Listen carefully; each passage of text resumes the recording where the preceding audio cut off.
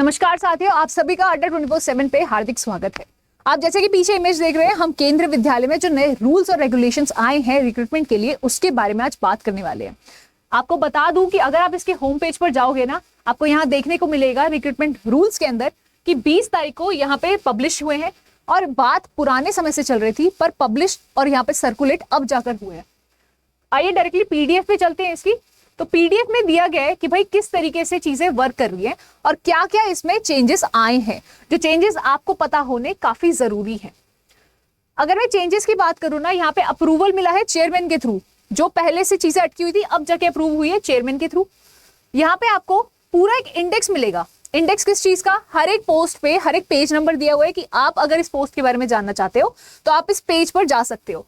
जैसे यहाँ पे शुरुआत है असिस्टेंट कमिश्नर की। टीचिंग के अलावा नॉन टीचिंग भी है, जो नीचे देखेंगे आप। असिस्टेंट कमिश्नर से टीचिंग की शुरुआत की गई है, ठीक है। इसका पेज नंबर बताया गया। इसी प्रकार पीजीटी की सारी और टीजीटी की सारी दी गई है, पीआरटी भी दी गई है। हम लोग अभी आज बात करेंगे पीजीटी इकोनॉमिक्स की और टीजीटी सोशल साइंस की। तो पीजीटी इकोनॉमिक्स से शुरू करते हैं। यहाँ पे दिया हुआ है पीजीटी इकोनॉमिक्स जो है 10 से 12 पेज नंबर पे।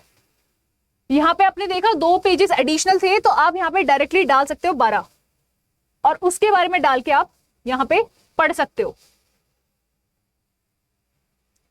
तो भाई जब आप देखेंगे ना, ये पेज खुल के आएगा। यहाँ पे लिखा हुआ है recruitment rules for the post of post graduate teachers, ठीक है। और किसके बारे में दिया हुआ है? इकोनॉमिक्स वगैरह के सारे सब्जेक्ट्स के बारे में दिया हुआ है। आपको इस ब्रैकेट में हर एक सब्जेक्ट की डिटेल मिल जाएगी। सबसे पहले देखते हैं पोस्ट के बारे में। तो भाई हमने देखना है इकोनॉमिक्स के बारे में। यहाँ पे आपकी नंबर ऑफ पोस्ट बताई गई 2024 से 25 तक की क्या थी। पीजीटी इकोनॉमिक्स की है 873। नीचे चलते हैं। बोला है ये ग्रुप बी की है, अच्छी बात है। बोला है ये पे लेवल 8 से लेके पे लेवल 11 तक है। 8 जो है एंट्री लेवल के बंदों को मिलेगा, जहां पे सैलरी उठाई जाती है कि सैलरी कितनी मिलनी है। और सैलरी जो है जब ग्रुप बी की बात आती है तो ये काफी अच्छे पे लेवल पे मिलती है। अब यहाँ पे आते हैं सीधा एज लिमिट पे। तो यार एज लिमिट जो है ना, यहाँ पे बोला गया है 40 वर्ष है, ठीक है। 40 वर्ष मैक्सिमम बताया गया है। इसमें एज रिलैक्सेशंस भी है रिजर्व कैटेगरीज के लिए, जैसे कि SC ST OBCs के लिए, फीमेल्स के लिए, एक्स सर्विसमेंस के लिए। ये चीजें रूल्स में डिफाइन की गई हैं। अब आते हैं सीधा बात यार, सबसे इंपॉर्टेंट क्वालिफिकेशन, जो एसेंशियल क्वालिफिकेशन आपकी मांगी हुई है एजुकेशन की, वो क्या क्या है। अगर मैं बात करूं इंटीग्रेटेड आजकल जो कोर्सेज है, इंटीग्रेटेड पोस्ट ग्रेजुएट कोर्स, तो वो जो NCT से रिकॉग्नाइज होना चाहिए और 50% आपके उसमें मार्क्स होने चाहिए। उसके साथ आपकी बीएड नेसेसरी है, ठीक है, कंपलसरी कह सकते हो कि भाई बिल्कुल चाहिए ही चाहिए यहाँ पे। दूसरी है मास्टर डिग्री होनी चाहिए। अगर ये नहीं तो उसकी जगह कह रहे कि इंटीग्रेटेड कोर्स नहीं है, कोई बात नहीं, आपकी मास्टर डिग्री होनी चाहिए और आपके उसमें 50% कम से कम होने चाहिए। बात किसकी की गई है? बात की गई है आपकी अगर पीजीटी इकोनॉमिक्स की, तो उसमें बोला गया है ग्रेजुएशन लेवल पे आपने इकोनॉमिक्स अपने ग्रेजुएशन लेवल पे पढ़ा हो, तभी आप इसके लिए अप्लाई करें, वरना इसके लिए अप्लाई मत करें। अब जब आप नीचे आ जाते हैं, यहां पे लिखा है एंड का मतलब होता है कि इसके साथ जुड़ी हुई चीज है वो। बीएड जरूरी है कम से कम 50% मार्क्स के साथ। यहां पे या फिर और का मतलब है या फिर 3 साल का इंटीग्रेटेड बीएड एमएड का कोर्स हो। इस बीएड के अलावा, ये बीएड वाले सब्जेक्ट की बात कर रहे हैं हम सिर्फ, इस बीएड के अलावा आप हो सकता है 3 साल का बीएड एमएड का जो इकट्ठा इंटीग्रेटेड कोर्स है आपने वो किया हो और वो NCTE से रिकॉग्नाइज्ड हो। यहाँ पे बोला गया उसमें भी कम से कम 50% तो यहाँ भी चाहिए। या फिर से 4 साल का इंटीग्रेटेड कोर्स हो जिसमें 50% फिर से आपको चाहिए और कहाँ से रिकॉग्नाइज्ड हो? NCTE से रिकॉग्नाइज्ड हो, ठीक है। अब बोला गया प्रोफिशिएंसी होनी चाहिए इन टीचिंग, हिंदी और इंग्लिश मीडियम के अंदर। आप बोल पा रहे हैं, लिख पा रहे हैं, सब कुछ समझ पा रहे हैं हिंदी और इंग्लिश को। अब आती है बात डिजायरेबल क्वालिफिकेशन की, जो कि डिजायरेबल है, वो जरूरी नहीं है कि आपकी होनी ही चाहिए। बोला गया टीजीटी अगर है तो उस सब्जेक्ट में कंसर्न होनी चाहिए, एक्सपीरियंस होना चाहिए स्कूल के अंदर और आपको कंप्यूटर की नॉलेज होनी चाहिए। AI का जमाना है, ये सब चीजें तो मांगी गई आज के समय पे। इसमें फिर ना बात मेन यहाँ पे की गई है प्रोविजन पीरियड की, जिसका मतलब है हर जगह आपको प्रोविजन पीरियड पे रखा जाता है पक्का होने से पहले। कभी 3 महीने होता है किसी किसी जगह, कभी आपका 3 साल का होता है। यहाँ पे है 2 साल की बात, सिर्फ 2 साल का आपका प्रोविजन पीरियड है डायरेक्ट रिक्रूटमेंट के अंदर। अब मेथड की बात करो ना रिक्रूटमेंट की, तो यहाँ पे अगर बात करते हैं हम 2 सब्जेक्ट की, कॉमर्स और बायोटेक की, तो वही वहां पे तो 100% है।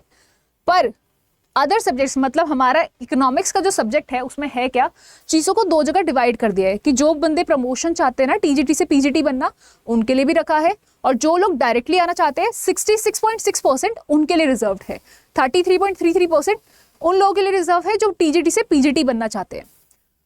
उनके लिए भी यहाँ पे कहा गया है 33.33% वालों के लिए कि यार यहाँ पे आपकी मेरिट ज्यादा मायने रखेगी रादर देन योर सीनियोरिटी।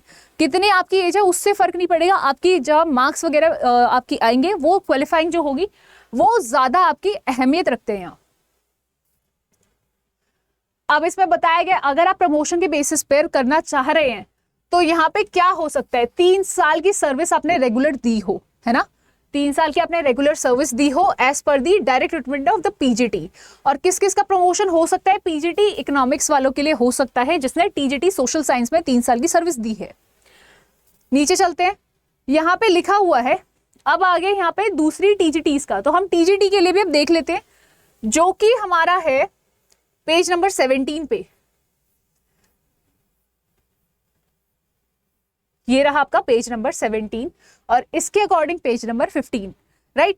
यहाँ पे लिखा हुआ है जब आप टीजीटी की बात करते हो सोशल साइंस की, तो यहाँ पे सबसे पहले आपको पोस्ट बताइए, पोस्ट कितनी थी भाई, सोशल साइंस की थी 2367 पोस्ट। इसके बारे में बताया हुआ है which of the subject is variation depending on the workload, workload is the finalization selection annually subject of the variation, opening new KV and consequent growth. ये सारी इंफॉर्मेशन आपकी जरूरी है, मेन था यहाँ पे आपको वैकेंसीज दिखाना। क्लासिफिकेशन भैया इसकी भी ग्रुप बी के अंदर की गई है। एंट्री लेवल जो है पीजीटी से थोड़ा एक लेवल कम होता है, यहाँ पे एंट्री लेवल 7 से शुरू होता है फिर जाके 10 पे जाता है, वो था 8 से शुरू होके 11 पे जाता है। एंट्री लेवल जो है यहाँ पे अलग होता है। अब बात आई सिलेक्शन की, तो भैया इसमें सिलेक्शन जो होगा वो डायरेक्ट रिक्रूटमेंट में आपकी एजेस क्या डिफाइन की गई है, यहाँ पे बोला गया है टीजीटी के लिए 35 साल से ज्यादा नहीं होनी चाहिए, टीजीटी के लिए 35 साल से ऊपर की नहीं गई है। उसमें अगर है तो बात सिर्फ इतनी है कि भाई एज रिलैक्सेशन, जैसे हमने बात की थी रिजर्व की, SC ST OBCs ex serviceman और वुमेन्स के लिए, वो रिजर्वेशन तो सारी जगह मेंटेन की जाती है, वो यहाँ पे भी रखी गई है। अब आती है बात इसके लिए एसेंशियल क्या है। यहाँ पे एसेंशियल मीन्स कि आपको वो तो चाहिए ही, अगर वो नहीं है तो आप इसमें अप्लाई नहीं कर पाएंगे। 4 साल का इंटीग्रेटेड कोर्स हो, NCTE के द्वारा रिकॉग्नाइज्ड हो, यहाँ पे आपका 50% तो कम से कम उसमें लेकर आए हो, ठीक है। उसके साथ साथ आपको बीएड यहाँ पे मांगी गई है, या फिर बैचलर्स हो आपकी कम से कम 50% मार्क्स के साथ, उसके साथ साथ आपका कॉम्बिनेशन ऑफ सब्जेक्ट उसके अंदर दिखाई दे रहा हो। इसके साथ बीएड चाहिए आपको, बीएड भी कितना चाहिए, 50% के साथ चाहिए। या फिर क्या हो सकता है, 3 साल का जो कोर्स है आपका, 3 साल का इंटीग्रेटेड कोर्स जो है बीएड और एमएड का, वो भी यहाँ पे चल जाएगा। इस बीएड की जगह आपकी बात हो रही है सिर्फ, ठीक है, और उसमें भी आपके 50% चाहिए। या फिर 1 ईयर बीएड जो है स्पेशल एजुकेशन में, ठीक है, ये चल सकती है, इसमें भी 50% मार्क्स चाहिए। Qualified by the central teaching, अच्छा यहाँ पे सीटेट की अहमियत बहुत बड़ी है। सीटेट का पेपर सेकंड जो है क्वालिफाई किया होना जरूरी है, बेहद आवश्यक है, ठीक है। जो सीटेट आप लोग क्वालिफाई कर चुके हैं, आप लोग इसके लिए डायरेक्टली एलिजिबल है, आप लोग इसको अप्लाई कर सकते हैं। सोशल साइंस का paper number 2, competence to teach through the English and Hindi languages, कि भाई आपको लैंग्वेजेस इंडिया की हिंदी और इंग्लिश में दोनों में पढ़ाने में आना चाहिए, ताकि आप हर एक बच्चे को अच्छे से ट्रीट कर पाओ, पढ़ा पाओ।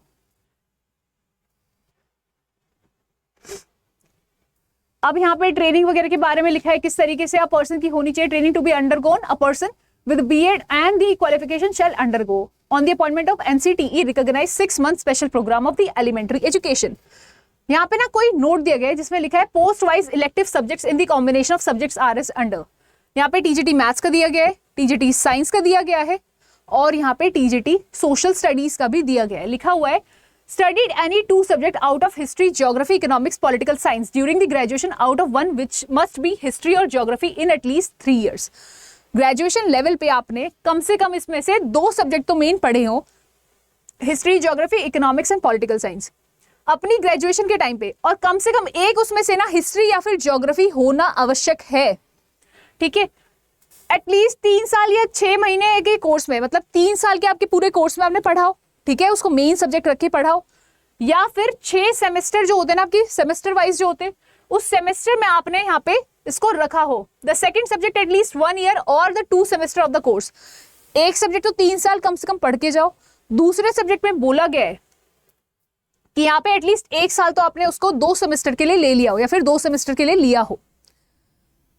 अगर आपको इसमें थोड़ी कंफ्यूजन है मैं आपको बताती हूँ। आपके ना यहाँ पे मेजर बोला गया है जो भी आपने ग्रेजुएशन में पढ़ा है, क्योंकि टीजीटी सोशल साइंस है यार। यहाँ पे 4 सब्जेक्ट मेन बताए गए, हिस्ट्री, जियोग्राफी, इकोनॉमिक्स और आपका पॉलिटिकल साइंस। कम से कम 2 तो आप लोगों ने कंपलसरी अपने मेन सब्जेक्ट रखे हो, ठीक है, आपने 2 पढ़े ही पढ़े हो। उसके अलावा यहाँ पे लिखा है उसमें से एक तो होना चाहिए, इसी 2 सब्जेक्ट में से एक तो कम से कम हिस्ट्री या ज्योग्राफी रख लो, ये कंपलसरी है, ठीक है। और उसमें से एक जो है आपने पूरे साल भर पढ़ा हो। हिस्ट्री या ज्योग्राफी आपने कम से कम पूरे साल भर 3 साल की ग्रेजुएशन में पढ़ लिया हो, या तो 6 सेमेस्टर जैसे सेमेस्टर वाइज कॉलेजेस में बताया जाता है। अब बोला गया है दूसरा सब्जेक्ट जो बोल रहे हैं हम लोग, दूसरा सब्जेक्ट बेशक से आपने 1 साल ही पढ़ा हो या फिर 2 सेमेस्टर ही पढ़ा हो, वो भी चल जाएगा। The candidate who studied under the choice based credit system, CBCS का जो पैटर्न है, अगर आपने उससे पढ़ा है तो आपको बोला गया है कि भाई आप लोग भी अप्लाई कर सकते हो। With the above subjects are also eligible to apply, आप लोग भी अप्लाई उसमें कर सकते हैं। डिजायरेबल क्वालिफिकेशन की अगेन इसमें बात आती है कि यहाँ पे एक्सपीरियंस होना चाहिए स्कूल के अंदर, आपकी कंप्यूटर की नॉलेज इसमें आवश्यक है। अगर अब मैं बात करूं कि यहाँ पे एजुकेशन क्वालिफिकेशन डायरेक्ट और प्रमोटीज के लिए, तो एज का यहाँ पे कोई बैरियर नहीं है। एजुकेशन क्वालिफिकेशन यस, सारी की सारी जो ऊपर दी है वही होनी चाहिए, और आपका सीटेट का सेकंड पेपर जो है क्वालिफाई हुआ होना चाहिए। लिखा है प्रोविजन पीरियड 2 साल का, अगेन प्रोविजन पीरियड है, जहां पे आप लोगों का बहुत सी जगह पे प्राइवेट पब्लिक सब जगह पे रखा जाता है। यहाँ पे आपको सिर्फ 2 साल का दिया हुआ है डायरेक्ट रिक्रूटमेंट के अंदर।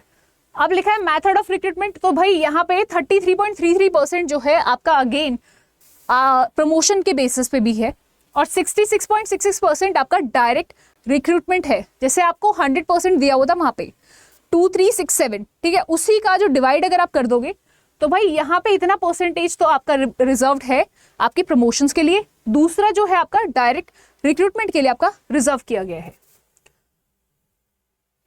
अब बोला गया है in the case of promotion, और इसके बारे में लिमिटेड डिपार्टमेंट एग्जामिनेशन होंगे। पीआरटी जो है, कम से कम पीआरटी जो अप्लाई कर रहे हैं टीजीटी के लिए, उन्होंने 5 साल है ना, उन्होंने 5 साल रेगुलर सर्विस में पढ़ाया हो, ठीक है, और सारी रिक्रूटमेंट्स के लिए जो क्वालिफिकेशन दी गई है उसको वो पूरा पास कर रहे हो। कमेटी या किसी चीज की अदर इंफॉर्मेशन आपको नहीं दी गई है। यही सारी चीज आपको अगेन दूसरी और पोस्ट के बारे में बताई गई है। आप अगर चाहें तो दूसरी पोस्ट के बारे में भी यहां से नीचे से पढ़ सकते हैं। हमारा मेन कंसर्न था पीजीटी इकोनॉमिक्स और टीजीटी सोशल साइंस के लिए प्रिपेयर कर रहे बच्चों को अवेयर करना कि ये क्या नए रूल्स है, क्या नए रेगुलेशंस आए हैं। आशा करती हूँ आप लोगों को ये इन्फॉर्मेशन अच्छी लगी होगी। प्लीज चैनल को सब्सक्राइब कीजिएगा और वीडियो को लाइक कीजिएगा। Thank you.